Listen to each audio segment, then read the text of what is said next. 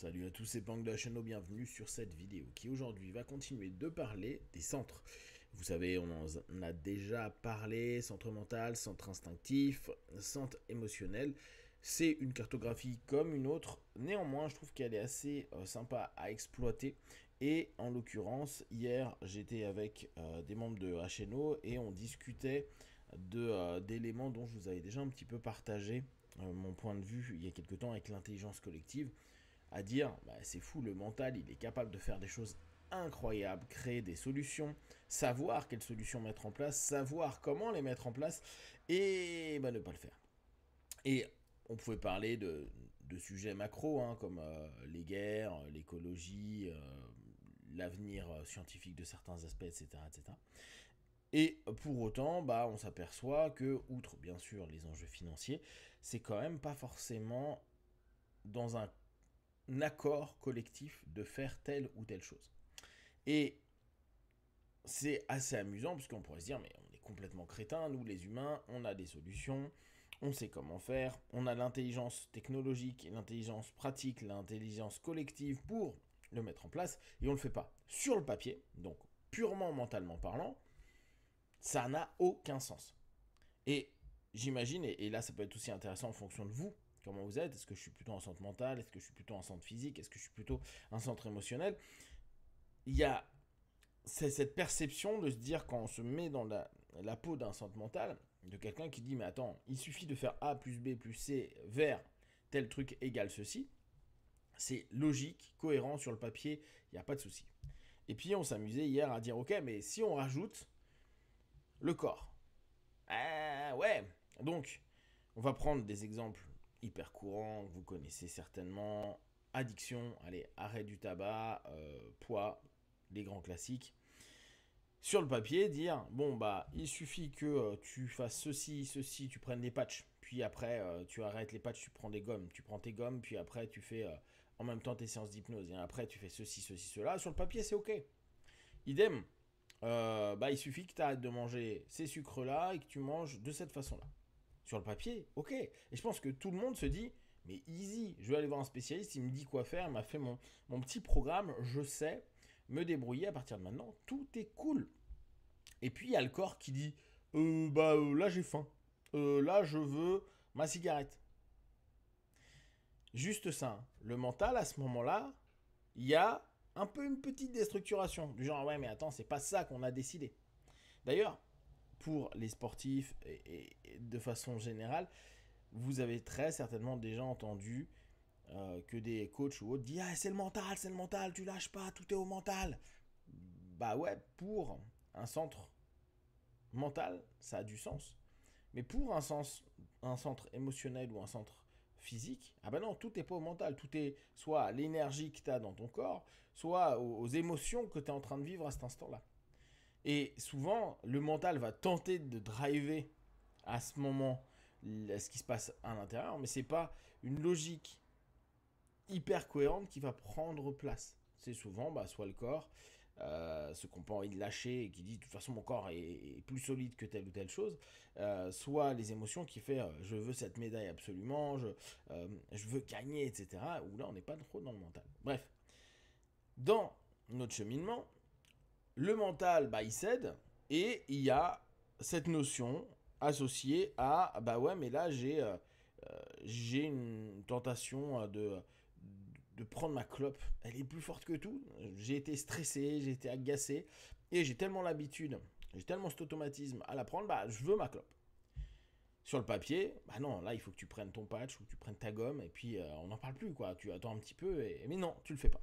Donc déjà, quand on a un centre mental qui dit les gars, faut faire ça, il y a des moments si il y a le corps qui arrive, le centre mental, il va être vachement mis de côté. Le fameux, faut pas que tu manges ça. La personne a une crise un peu boulimique, mange tout, puis après il s'en veut, il rementalise tout, il dit ah mais j'aurais dû faire ça, non mais demain c'est bon je le fais. Ok. Donc cool le mental, mais bon s'il n'est pas associé au corps, ça va pas le faire. Puis les émotions, bah idem.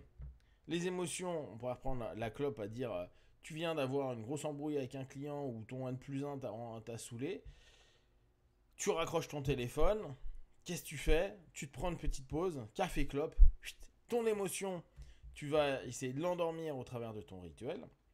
Et là, t'as beau te dire, non mais attends, je suis en train d'arrêter de fumer ou de diminuer mes clopes, s'en fout. L'émotion va appeler le corps qui va dire au mental, va te faire foutre, on a autre chose à faire. Idem, c'est la personne qui, sur le même cas, on est au boulot, va directement à la machine à café et à côté prendre une barre de chocolat parce que il m'a saoulé. Et d'ailleurs, on voit à ce moment-là, quand l'émotion est transférée dans la barre, vous savez, c'est tout ce qu'on appelle de réconfort, c'était nourriture de réconfort, la personne, elle s'apaise. Donc l'émotion, ça calme. Alors on sait que chimiquement, il se passe plein de choses, etc. etc. Mais c'est là où, sur des choses aussi anodines que ça, alors bien sûr, hein, je sais bien que l'arrêt du tabac ou le poids, c'est pas anodin, mais sur des choses aussi individuelles, aussi petits, on se rend compte déjà qu'avec nous-mêmes, on n'est pas foutu de suivre le game plan, la stratégie. Et en parlant de game plan, on pourrait faire la même chose, hein, un game plan sportif, une stratégie sportive. On regarde dans les arts martiaux, il faudrait que tu fasses ça, ça, ça, ton adversaire il combat comme ça, comme ça, comme ça. Round 1, le gars, émotion, le corps peut-être qui est pas assez chaud ou au contraire il se sent très bien dedans. Game plan, oublié. Et on voit un combat, on arrête à la fin du premier round, on dit là t'as pas trop suivi le game plan. Ouais, mais je le sentais bien. Ah ouais, bah là on n'est plus dans le mental. Et ça arrive tellement souvent. Donc imaginez à l'individu c'est ça, mais imaginez en collectif ce que ça fait. Mentalement on a réussi à avoir une feuille de route. On est à peu près ok. Ouais, mais il suffit qu'un groupe de personnes, des personnes qui sont contre, qui sont en opposition, ou des personnes qu'on croise, qu'on rencontre, vont commencer à dire ah oui, mais nous, ça va physiquement nous impacter comme ça. Ou vous vous rendez compte de ce que vous faites, ce lieu-là est un lieu sacré pour nous, et vous pouvez pas faire telle ou telle chose. Oui, mais nous, on voulait faire passer une route par là. Oui, mais ici, c'est la nature sauvage, on la protège depuis des décennies, etc. Vous pouvez pas faire ça. Oui, mais sur le papier, ça va aider des millions de personnes de mettre une route ici. Oui, mais dans l'émotion, vous êtes en train de détruire une partie de la nature, puis de la pollution, et puis tout ce que vous voulez. Et d'un coup, bah, ce qui semblait hyper cohérent, logique et autre, ça s'envole.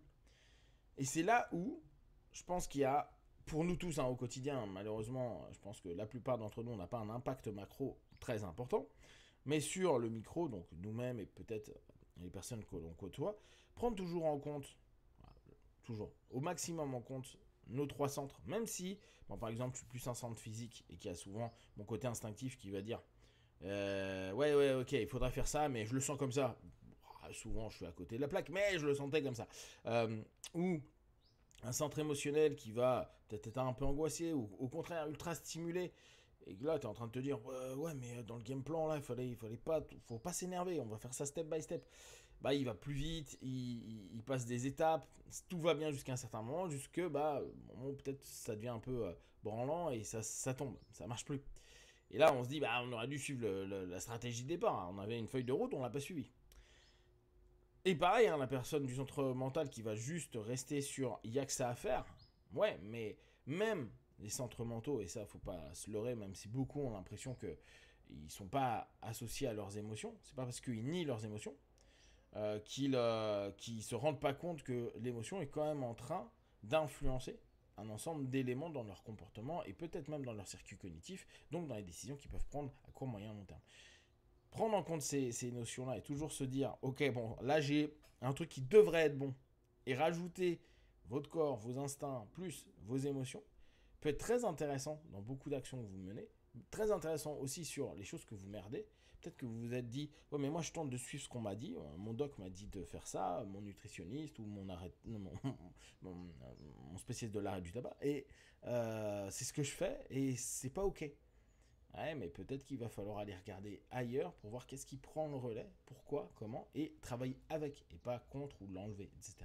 Si vous avez des questions et des remarques, vous les partagez sur Facebook, YouTube, je répondrai le plus rapidement possible. Comme d'habitude, de tout ce que je propose, ne prenez que ce qui est bon et juste pour vous tester, observer, analyser et conclure. Be one, ciao.